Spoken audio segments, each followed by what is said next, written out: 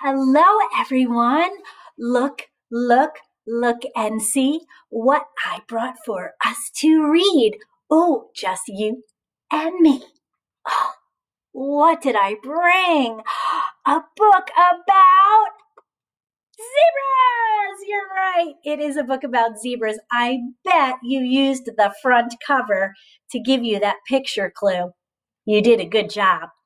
My friend in group last week said, Miss Weiner, I want to hear a book about zebras when I asked her what she wanted to hear about. And I had to look high, and I had to look low, and I had to look to the side, and to the other side, and over my arm, and under my arm, and through the tunnel, and over the river and through the woods, and to the library I went and found a book about zebras. There it is. This is a weekly reader book, too.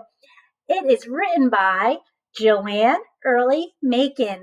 And it's got awesome, real photographs. Not drawings this time. So this is pretty cool. This is real stuff. This is not just a regular storybook. This is an informational book. It's going to tell us about zebras. I like to go to the zoo. I see zebras at the zoo. Me too. How about you? Have you been to the zoo? Have you seen zebras? 1, 2, like this mommy and this baby? I have, for sure. I love the zebras. All zebras have light skin. All zebras have dark stripes. They have a striped pattern. We've done patterns in math before. Are you wearing a pattern today? I'm wearing a pattern. I have on red, green, and black zigzags. I don't have black and white stripes like the zebra does, but I think that's pretty cool. I would want to wear a dress that had a pattern like that. It's beautiful. What kind of pattern is on your clothes today? Or can you see a pattern somewhere in your house, like on your couch, on a chair, on a picture hanging up, on your toys, on somebody else's clothes in your house? I bet you can find lots of patterns if you look around. Let's find out more about the zebras, though, right now. Some stripes are wide. Whoop! Some stripes are narrow. Whoop!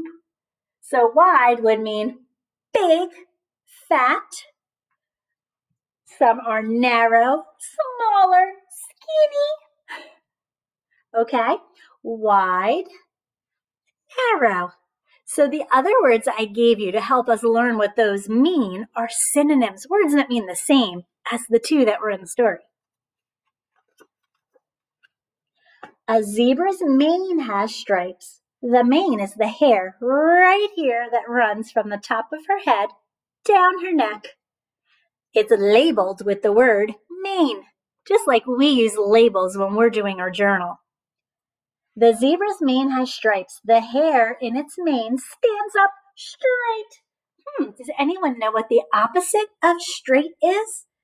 If it wasn't straight, it would be curly. Good job. I heard some people saying it. Zebras live near water. Oh, there's a bunch right there. Some live on mountains. Some live on flat land with few trees. Let's see if we can count how many are drinking water. 1, 2, 3, 4, 5, 6.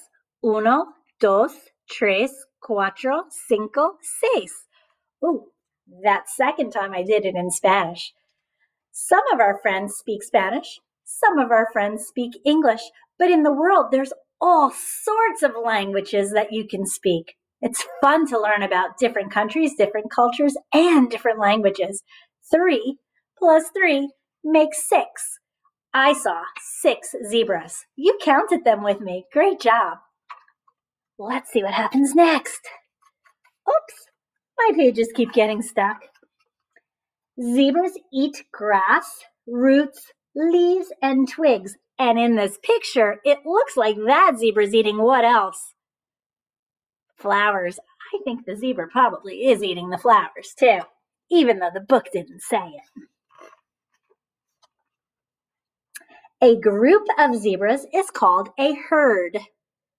Zebras stay in a herd to be safe. They watch for danger.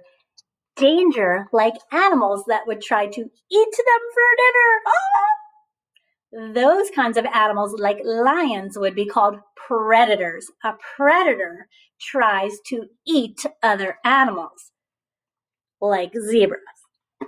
Who remembers the word I just said with that P? Predator. Wow, you remembered. That's such a big word. Good for you. Let's see what else we learn about zebras.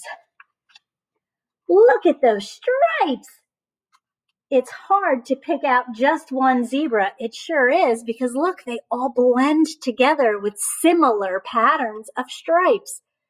I see 1, 2, 3, 4, 5, 6, 7.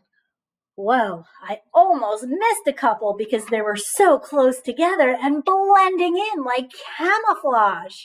Camouflage is like when it's hidden with certain colors or certain patterns.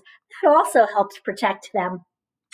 I like to see zebras at the zoo. Do you? I do. Do you? 1, 2. Looks like they're playing. Well, that was the end of the story, but I wanted to show you something special in this book. At the back of this book is something called a glossary. A glossary is a special part of a book. It's in a book usually that is an informational book, a book that gives you information, real facts about things like the zebras. This gives us the words herd, main, and narrow, words I talked to you about in the story. Herd, a number of animals feeding or living together. Remember, we said they all lived in a big herd to stay safe from the predators. Mane, the long hair down the animal's neck, not quite like mine, but similar. Narrow, thin and slender. So we had the word narrow. They didn't put the other word that we did though, wide. Wide was the opposite of narrow. Well, my friends, you did a super awesome, fabulous, fantastic, magnificent, amazing job. And I had a lot of fun with you. Have a great day.